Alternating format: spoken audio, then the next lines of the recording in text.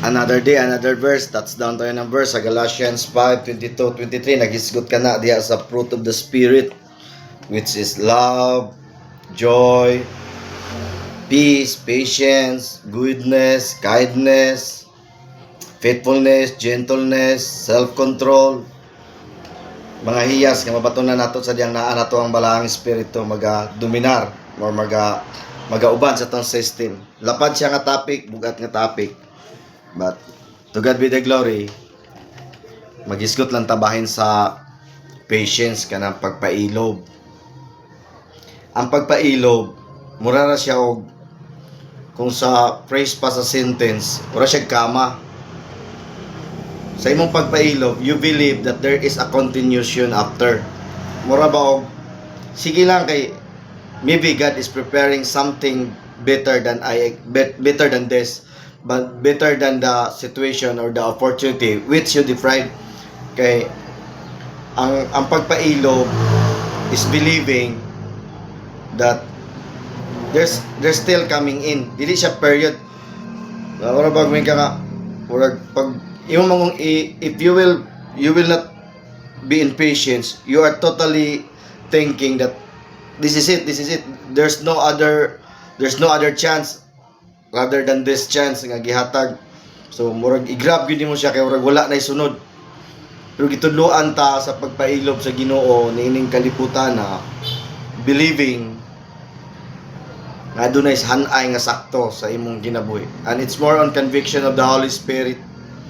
Mapaminaw nimo ang pagpailob diha sa pagtabi kanimo sa balaang espiritu. Mingon lang ka nga, it's okay.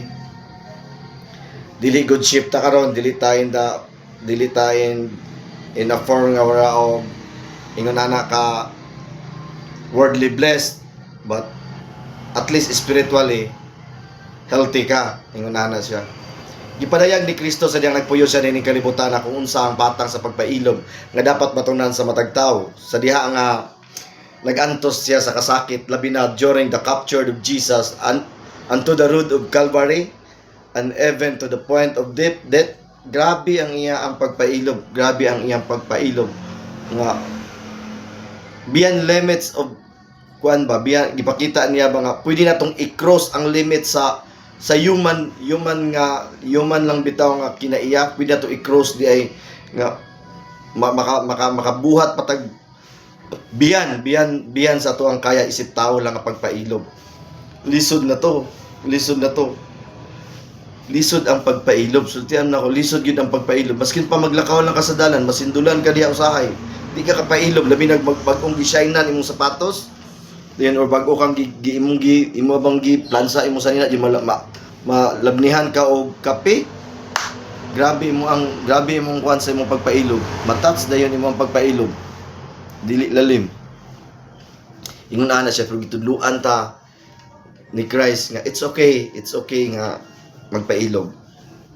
Kaya ang pagpailob is usa ka matang sa pagtuo. It's a form of faith nga believing nga there's more coming in. Sa diha nga magpailob ka. Ora siya og pagpaubos ba, pagpaubos orag more duol ra kay sila nga magpailob lang, magpaubos ka. Believing nga ang Ginoo nalipay sa imong pagpailob. Nga sa imong pagpailob you make something which can make you qualified sa pag-abot unya sa kanang sa pag check and balance na nato ba. Murag ang pagpailob gibuhat nimo in a form of obedience to the Lord nga you did this because Christ teach us kung saan pagpailob. Sadyang nagpuyo pa siya nining kalibutan na. Importante ang pagpailob. Kay kung dili ka kabalo mo pailob, maglisod ka dito sa langit. Kay maghimo og di ka kabalo pailob, mahimo manggihitason. Pag manggihitason ka, maglisod kag puyo sa langit. Ug ang Ginoo dili gatugot ni ana nga manggihitason ka. Kay ang unang pagka manggihitason nahitabo manggo dito sa langit. Sa dihang si Lucifer gusto mulabaw sa Ginoo. dito na itabo ang unang pagkamong gitason. O kita mga sin is coming in and na disseminate na sa matag usa ka nato. Naana nato nga mahong hiyas, naana nato nga mahong hiyas.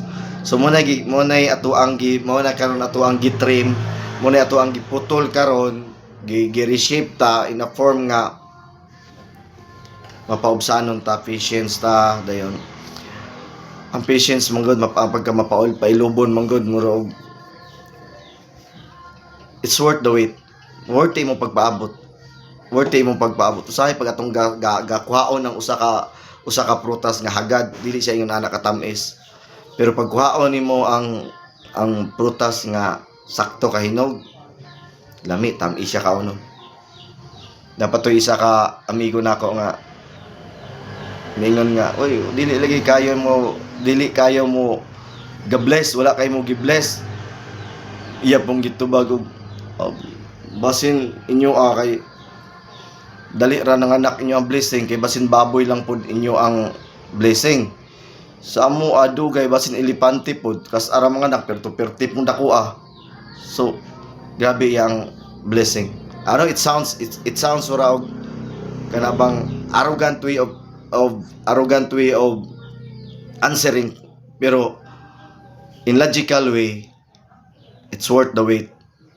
It could not be in material things, pero God is preparing something to those people na kabalo mo pa ilog o kabalo mo pa abot sa saktong panahon, because it says that in Isaiah 60:22, when the time is right, I the Lord will make it happen. Og diha pa manggani sa basahon sa buhat, giingnan miingon nga sa dihang silang Pedro gadakpo na unta, pero gibabagan sa usa sa mga leaders, giingnan nga ayaw niyo siya hilabti, kay kung dili na iya sa Ginoo dili na mo lahotay, pero kung iya na sa Ginoo dili ka mo makapugong ana o mahitabo pa nga mahimo ka mo mahisupakon at ubangan sa Ginoo.